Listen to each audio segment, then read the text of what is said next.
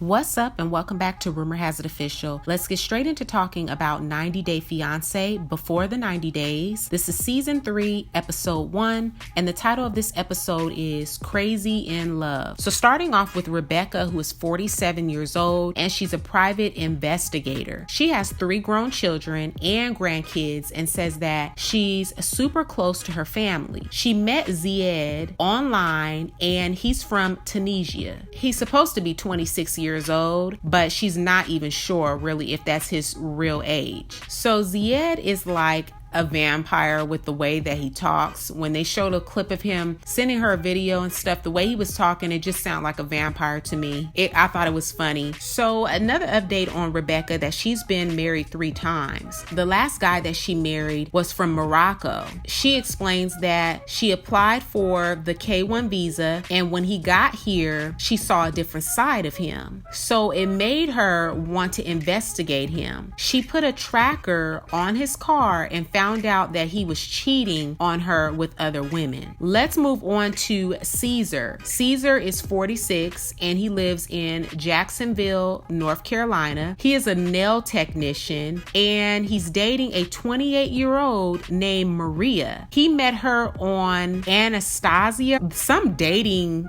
website where he had to basically buy her time and attention. He's planning to fly to Ukraine to meet Maria. He says that he's already sending her $800 a month to survive, just for him to receive a picture of her with the cards and flowers that he sent her. It was $450. Crazy. Let's move on to Avery. So Avery is 19 years old. 19, I'm just gonna put that there. 19 years old, and she's from Columbus, Ohio. She converted 6 months ago and is now a Muslim. Her friend showed her a Muslim. This is what she says. Her friend showed her a Muslim dating app, and that's how she started to date Omar. So he lied on his profile and he said that he was from the US, but she found out that he was really from Syria. So after 1 month of talking, he proposed to Avery and sent her a ring in the mail. She's meeting him in Lebanon along with her mother. Her mother is very worried for her daughter. I'm just trying to understand. She's 19, still a teenager. Like, I don't understand why they're allowing her to just do whatever she wants. So there's a lot of issues there. I don't know if her doing this, like making such a big decision and doing something like this, is really a way of her screaming for attention. I don't know, but she's 19. That's all I can say, all I can think about. She's just too young. 90 Day Fiance, they ought to be ashamed of themselves as well. So let's move on to Darcy. So Darcy is back. She has moved into a home with her daughters and twin sister, and she has met a new man. His name is Tom, and he is 39 years old, and he's from London. After her breakup with Jesse, she says that Tom was there for her. She says that Tom was there for her. Over bowling, she tells her daughters about the trip and wants to know their thoughts. They just want their mom to be happy, but they want her to also be wise and be careful of any signs. Let's go back to Rebecca. So Rebecca's family is mad with her because she's falling for someone she met online. They don't want her to get used by Zied, and Rebecca says that she made this decision blindly to trust someone she's never met. Let's go back to Caesar. So Caesar feels that him and Maria are meant to be together. This man is sending her $800 a month. So money, he says, is tight. Maria has now switched up on him and now wants to know, can they meet in Mexico and not Ukraine? When he calls her, she tells him that it's too cold for him to come there. Caesar says that he's tried on 3 separate occasions to meet her, and each time it didn't happen. He says each time that it didn't happen was because of her. He tells her things are really tight and it will be tough to make the Mexico trip happen. He then retracts what he says, saying, you know what? I'm just going to work harder because I love you and I'm going to make it happen. This is sad. Let's move on to Timothy. Timothy is 38 and he's from Charlotte, North Carolina. He's an entrepreneur and says that having all of the money in the world means nothing if you have no one to share it with. He met Jennifer, who is 25 and lives in Colombia and is a quote unquote model. He explains that he has a daughter and an ex-fiance who is his best friend. When he goes to hang out with his ex-fiance, he fills her in on his plans to visit Jennifer in Colombia, and it draws concerns for her. He says that his ex has affected his past relationships because she's made threats. Let's go back to Darcy. So Darcy goes out with her sister to get some injections.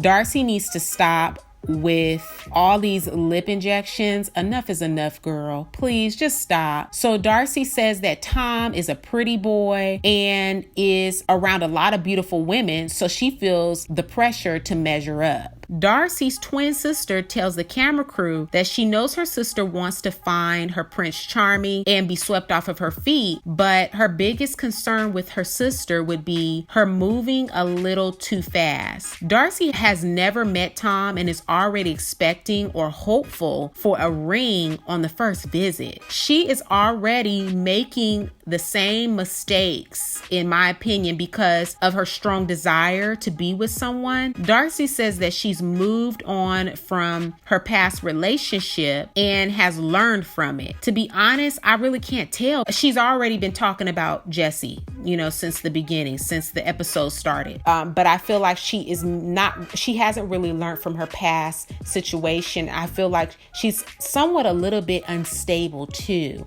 But sometimes it takes a special person to come along and kind of help you through, or have the patience to help you through your issues, because nobody is perfect. But I feel sad for Darcy, to be honest. Comment down below and let me know your thoughts. Let's go back to Rebecca. So in 1 week, Rebecca is traveling to Tunisia, and this girl gets the ring light out and FaceTimes Zied. Rebecca says that she has something that she's been keeping from Zied and is worried it will ruin things. Let's go back to Caesar. So Caesar tells his boss about the change of plans, and then he wants money from his boss. His boss says that he can't give him money all the time, but will make an exception this time. Let's go back to Timothy. So Timothy video chats with Maria, and he tells her that he's bought her and her daughter some gifts. She wastes no time telling him that she saw something that she wanted, but it was like $500, and he tells her to send him the link. So I guess that means he's gonna buy it for her. He then tells her that Veronica is throwing him a farewell party. She tells him that she wants him to take pictures every second he's there. She wants to know what's going on. She's not happy with the fact that Timothy has such a close relationship with his ex-fiance. Let's move on to Avery. So Avery goes to meet with her longtime friend Rachel and Rachel's parents, and they are very concerned for Avery. She tells them that she's getting married in 11 days, and after they get married, she plans to move to Syria. The whole country is in a civil war currently, and Avery gets very snappy with Rachel's parents, telling them don't tell her mom and no one is going to change her mind. Let's go back to Darcy. So Darcy gets all dolled up and then video chats with Tom. Tom tells Darcy that she made a lot of mistakes and never should have been with Jesse from the jump. Tom says that he's going to send a driver to pick up Darcy from the airport so that she can have time to freshen up and brush her teeth. Darcy is using this time on camera to once again explain and address things that Jesse said on social media. Tom says that he doesn't want to continue to talk about Jesse, and there's no comparison between him and Jesse. Let's go back to Rebecca. So Rebecca isn't technically divorced from her ex, but Zied thinks that she's already divorced. She's just now filing the paperwork, but she won't have a court date date until she gets back from Tunisia. She gets very emotional and scared once he knows the truth, the relationship will end. Let's go back to Caesar. So Caesar sends the whole $2,000 to Maria to book the ticket to Mexico. He is so foolish. Comment down below. He is so foolish. So he says that he didn't book it because he trusts her. Later on that day, she tells him that no planes are flying out. He got played, okay? Played. This dude is an idiot. His ticket was already booked and is non-refundable. He booked his ticket and he booked the hotel in Mexico, and it is non-refundable. Maria has this whole story that the Russians have attacked Ukraine, and Caesar isn't trying to hear all of that. And he says, "So did you get your ticket yet?" She responds that it's too difficult for her to go out. Caesar says that he wants her to be safe, but is willing to do whatever it takes to get her to Mexico. Maria gets very snappy with him, telling him that all he cares about is himself. And Caesar tells her to stay safe and don't worry, he's gonna take care of her and get her out of there. Y'all. Now, this was a great way to bring in season 3. I'm just telling you, it's a lot of stories going on. I have a feeling some of them are gonna drop off, but they have a lot of cast members this season, so I'm really anxious to see how all this is going to play out. This is good TV, I'm telling you. I'm excited to talk to you all in the comment section down below. Let me know your thoughts on 90 Day Fiance Before the 90 Days. This is season 3, episode 1. Again, the title of this episode was Crazy in Love. Comment down below. Let's get a conversation rolling about this episode. Give this video a big thumbs up. Share it with a friend who also loves watching 90 Day Fiance Before the 90 Days. Don't forget to subscribe and hit the bell so you'll be notified on the next time that I make an upload. And I will catch you guys in the next video. Peace.